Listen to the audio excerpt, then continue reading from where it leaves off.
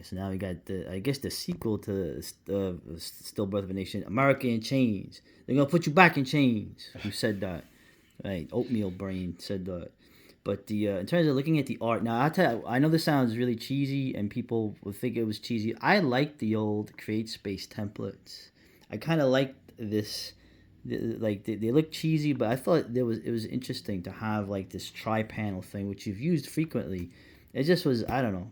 But you found that illustration right, for me, and my niece blew it up. right. And I fixed had the pixels. yours truly had found this on looking on the internet, so you know how dangerous that is to do your own research and stuff. And I found this.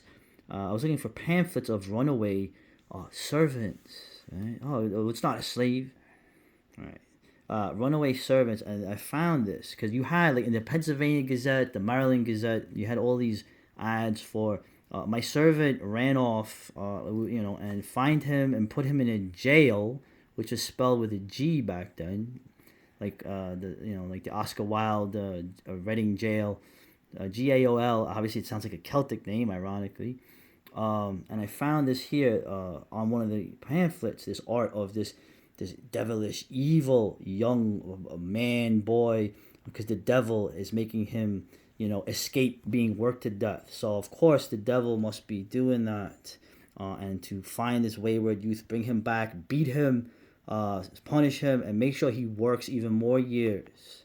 So so obviously I thought that was interesting, and you liked the art a lot. Yes. In this book, there's a chronology of slavery in this book that's in 5 parts. It's a centerpiece of the book. And I also cover African slavery in this book a great deal. It's probably 25% of the content. What? And what is this? I was hoping to wrap it up and make that the last book. This whole thing was a diversion. It started with me writing the Sunset Saga, and I was doing research on bound Europeans in America and how far that went back, because it was a series of time travel novels. So this starts out with a science fiction time travel novel. I end up poking into American history, which I was never interested in. I was really never interested in American history. And Art Richardson, my AP history teacher that I had in 9th grade before I got slotted back down with the retards,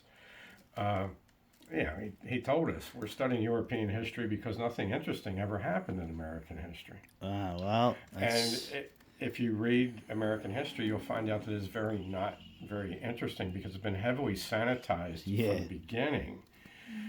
There was a concerted effort to rewrite history and whitewash it.